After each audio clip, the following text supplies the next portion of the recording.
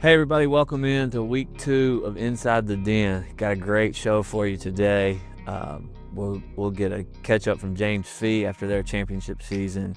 We'll get a recap of all the men's and women's basketball from last season last week, and a look ahead to what's going on this week during finals week here at Wallace State.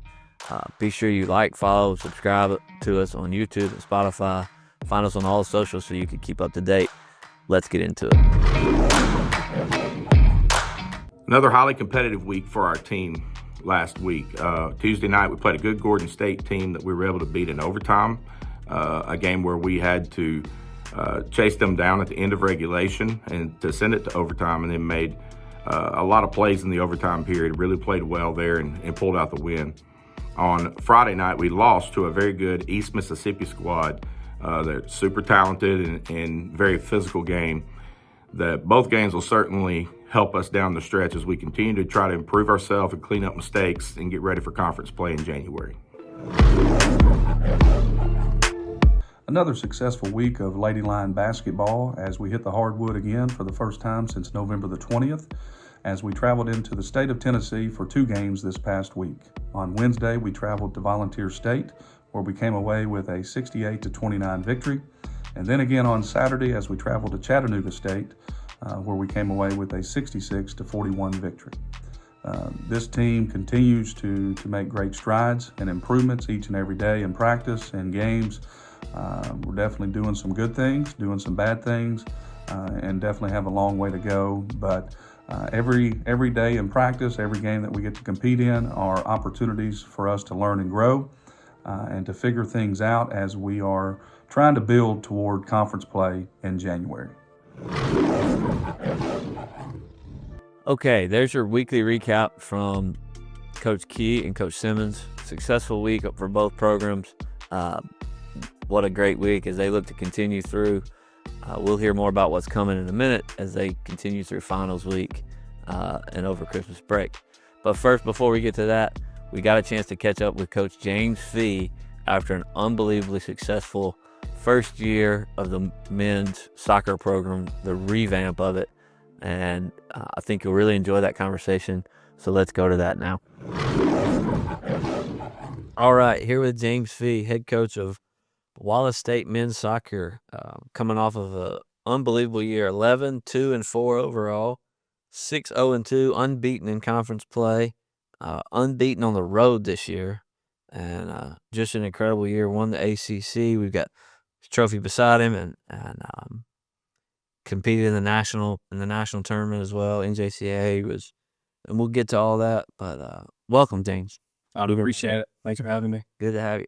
So, James, you were hired just under a year ago in January to restart the Wallace State soccer program that was very good, won a lot of championships, some of them uncontested, but that's different now, right? Yeah, it's different now. But won a lot of championships and was a very successful program when it was going, had no peers, and so it kind of went away. And then we brought it back this year. Kind of talk us through, we did it a little bit, Daniel, but talk us through getting the program started in January from basically scratch. We say restarted, but there was no infrastructure, there was no... I don't think we even had soccer balls to our name when you got the job. So talk us through kind of getting it off the ground and going. Yeah, so, first and foremost, I just want to thank Dr. Karlowicz and Kristen Holmes for giving me the opportunity. Extremely fortunate to have it and was excited to get to work in January. Felt like we had 1,000 different things to do, but didn't know where to start. Yeah. First and foremost, we had to recruit a team. Yeah. So immediately, from my past places that I've worked, started communicating, saying like, hey, we've got a program starting up here in Alabama. It's a new JUCO program at Wallace State. And then as I learned more about Wallace, it became a little bit easier because Wallace is incredible, being one of the top junior college programs in the country. All the other athletic teams, their historic success. So the school started selling itself, but then I had to also start selling, right, I promise you that we're bringing a soccer team. We don't have a field, we don't have a ball, we don't have goals, but I promise you in August when we start, everything's going to be here. So just started knocking everything off the list. I think we finished recruiting the team by the beginning of May. And then basically after that, all the time went towards getting the soccer field prepared. A lot of trust that those first few guys placed in you Yes. to actually get a soccer team here, huh? Yeah, absolutely. I'm extremely fortunate that they believe me. So Yeah. Talk about that, because those of us that have an office that kind of overlooks where you played, um, noticed, and maybe even before they were announced, there was just somebody always out there on this field. Like, what are we doing on this field? And then finally somebody says, "Oh, that's James. He's getting the field ready." So there's, I mean, it's where they played soccer in the past, correct? So it's at least at some point served as a soccer field. How far off was it really when you got here from being ready to play? it definitely had the bones to be a soccer field, right? It was on a flat surface. There was a bleachers and there was a bench area, but the grass was not was not ready to play soccer on it. So yeah, I think a lot of people here on campus really gave me advice and guidance. Coach Buttman, obviously they've got turf now, but he gave a lot of advice at the beginning. And then Jason with the horticulture department, he gave me the advice of what chemicals we needed to put down to spray to get all the weeds out of it to make it look like a soccer field again. And then just how to get to work. So Just a lot of work and a lot of hard days and yeah, clearing it out. So field ready, got the goals ordered.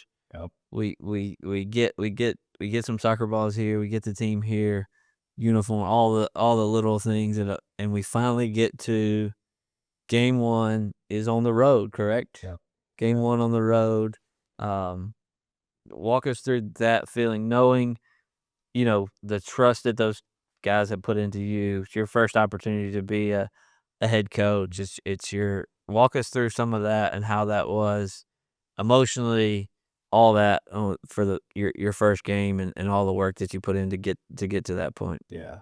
I mean, it was a roller coaster almost. It's easy to say, in terms of the planning and the logistics side of things, getting everything ordered, getting everything prepared, getting the housing sorted out for the guys. Getting here in August 1st is when we started to get into that first game. It almost felt like you had already done a whole season, but you had just gotten started. So that was definitely a whirlwind, but the trust that the guys placed in me to make sure they had a great experience, I can't thank them enough. And then from the jump, we knew we had a really talented group of individuals, but we couldn't figure out how to have a really talented team. We had a lot of good players that kind of had their own ideas in terms of how the game should be played, and what that should look like. And everyone came from a different background. We got international guys, we got Alabama kids, we got guys from all across the country. So figuring out how we can mesh and come together. First couple of games, we may have won, but everyone knew we didn't play well. But by the fourth or fifth game, that's when we really started to figure it out, and the chemistry was definitely evident, and we started scoring a lot of goals. Yeah, 43 of them or 42 of them on the year to be exact. 42 goals. 42 goals on the year, which Alabama, we like football, and there's a lot of points scored. We already had some of those points might be made up. Well, I didn't say that. He said that. Yeah. But 42 goals is a lot. 5 shutouts on the year, which is a big deal.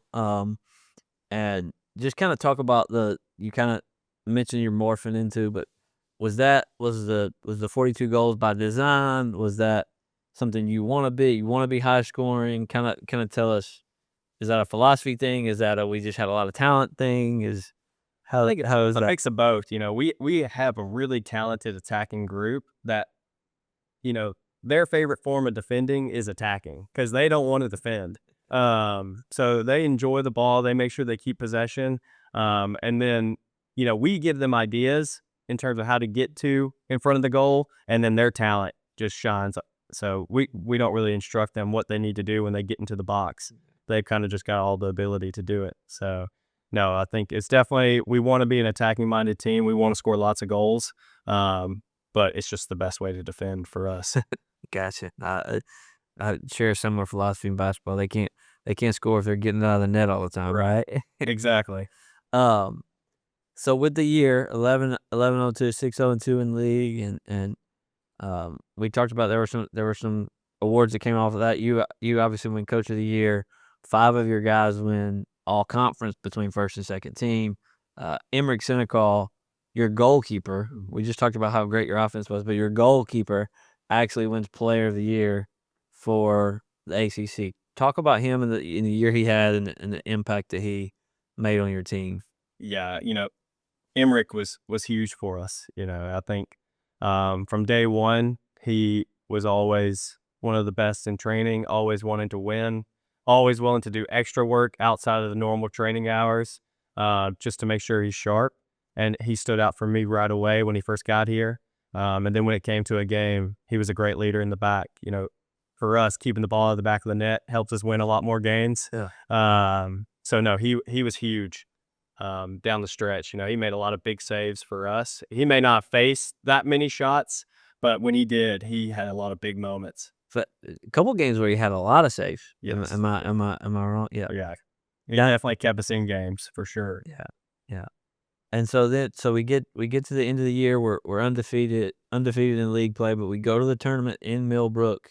Have to win 2 games in 2 days, which is not something that you don't play back-to-back games in soccer a lot. It's not like some other sports. It's a long game. It's a physically taxing game on your guys because 2 in 2 days is not a normal deal. Talk about that, how you prepared and your team's, I guess, resilience would be the word to battle through something that's a little different in postseason soccer. Right. Yeah. Throughout the year, I don't think we ever played a game that didn't have almost, 3 or 4 days break in between. So that beginning of that week, we said, right, we're going to need everybody going into this weekend. And that we did. I think almost everyone contributed some fashion in the semifinal of the final game. And everyone played a big role going into that final. Southern Union was the team that we beat in the final. And they scored within the first 15 minutes of the game. And they knew that, right, okay, Wallace is great at attacking, so we're going to sit pretty deep and try and defend this 1-0 lead. And I think our character really shone through because we knew we were going to get a goal to tie it up, but it didn't come until the last 58 seconds of the game. And I think it was probably one of the craziest scenes in my lifetime I've ever seen in terms of the celebrations. People are throwing their shirts off, they're running to the corner, celebrating. And we knew, right, we scored the tying goal going into overtime. Eventually, Shishio, freshman center back for us, he scored a great header off a corner from assist from Javi. Corner set piece. So Yeah. Ed, so that's a big deal. Like, that's not a team that was behind very often throughout the year, and they go behind early in that game and have to play from behind the whole time. Talk about you mentioned it a little bit, but that's a different mindset than maybe in other sports because you can, like, in basketball has a shot clock. Softball baseball and softball you have to get the outs. Other sports there's a way you could probably stall more or Oh yeah. or sit on a lead more in soccer than any other. That's a lot of mental toughness that it took from your group there to battle through that. Correct? Oh yeah, absolutely. Yeah. I mean the dark arts of time wasting are big in soccer. So I think we can really attribute our success to the leaders of the team. Because as soon as we win a goal down, they all got together and said, like, hey, we can definitely pull this back out and, get the tying goal. And they never lost focus of that. The big leaders for us, Juan Gazga, Giovanni Martino transfer in from us, Javi transfer in. So that, the more experienced players in the team, they really got everyone together and kept them battling. And eventually we got rewarded with our goal. Yeah. And then overtime, 2 15-minute period overtime? 2 10-minute periods. 2 10-minute periods. Goal, so scoring you win. Scoring you win and go to goal. So we score the game winner obviously there. Get to go play. Talk about that. So soccer, get to go play in a national tournament competition. So yes. Same field, different two or more different districts involved in that. So it was a 4-team tournament. Get Georgia Military on the first day. I know a little bit sore, but talk us through kind of that game and kind of the end of your season there. Yeah, no, we drew Georgia Military College, and that was actually an opponent we played at the beginning of the year, and we tied 1-1. So even at the beginning, it was close. In this game, which was the district playoff, they scored first, probably halfway through the first half, and then I think we responded within 3 minutes and scored a goal ourselves. And then they eventually got the winning goal with about 15 seconds left in the first half. And then similar to Southern Union, they started sitting in pretty deep and trying to waste as much time as possible, and they were able to keep us shut out in the second half to continue on and go into playing the final and everything. So season ends there. Obviously, a very successful first year, unbeaten in the league. Tell us kind of what's next, where we're going from here. Obviously, we don't have quite as much work to get the field ready in the off season, so maybe a little bit more relaxing, maybe maybe a little bit there. But kind of tell us where we go from here. Yeah, this spring is a big time for development for a lot of these guys. A lot of them have aspirations to go on to play at a 4-year university. So we're looking to get bigger, faster, stronger in the weight room with our newly renovated weight room. That is amazing. We're extremely fortunate to have. So using that, and then we're going to play a couple of Division II programs that compete in the Gulf South Conference to hopefully get some exposure for our guys and just, play really good competition. So we're definitely excited about that. And then recruiting wise, it's a little bit easier. You don't have to recruit 30 guys, start a team. We've got a good core group of players returning for us, and then we're going to add a couple of pieces that I think will help take us a little bit further next year.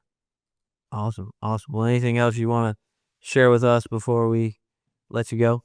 No, I think extremely appreciative of the opportunity. I don't think people speak about it enough. Just the other teams almost give you the motivation to be successful because Wallace is a place of success and of historic success. So when you see like basketball and flag football and softball and honestly almost all the sports that they're winning titles and winning championships, you want to bring the same. So yeah, you don't want to look bad, right? Exactly. Yeah, you got to bring something to the table when you have the end of the year meetings. So no, definitely, it was great. Awesome. Well, thanks so much for your time. We appreciate you being here. No, absolutely appreciate it. Okay, that was our conversation with Coach Fee, and what a great year they had. Let's get into what's upcoming events. Busy week on campus, not as much as far as athletic events. Final exams start this week on December 11th, so games get a little bit lighter. You've got men's basketball playing away at Snead State on December 8th, and they'll take a long break to make sure their players get prepared for finals. Then you've got one home game this week, women's basketball versus Motlow State on Thursday, December 11th. That game will be at 5 p.m. in Traditions Bank Arena. So if you're around, take your study break, come see women's basketball play, and good luck on finals. That's our show for this week. Thanks for joining us. Be sure to follow us on YouTube and Spotify so you never miss an episode. Next week's conversation with Tony Kreider following their 8th cross-country championship in a row, so that's not a conversation you'll want to miss. Follow us on all social media platforms at Wallace State Athletics for daily updates. Thanks for tuning in, and go Lions.